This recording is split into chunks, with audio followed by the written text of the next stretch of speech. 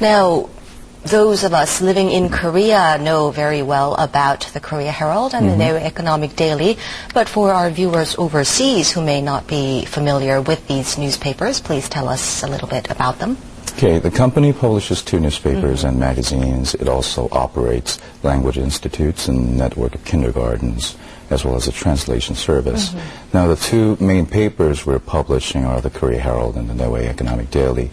The Korea Herald is the nation's leading English language newspaper. This year actually marks the 50th anniversary of the paper.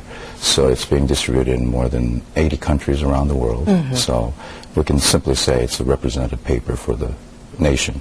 And Neo Economic Daily is the only evening edition financial newspaper in Korea.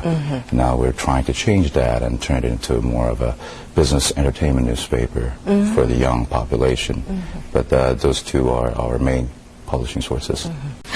You did say you are rather inexperienced in the field of journalism, but this is not your first exposure to journalism, right? Because you were quite active as a journalist back in school. No? I don't know if you could call it a journalist, but I do have experiences.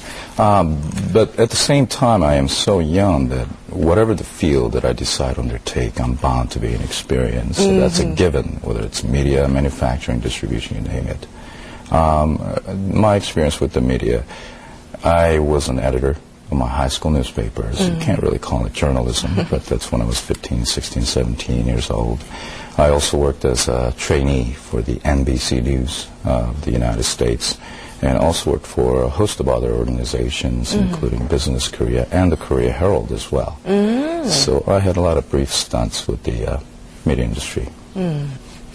As the chairman and CEO now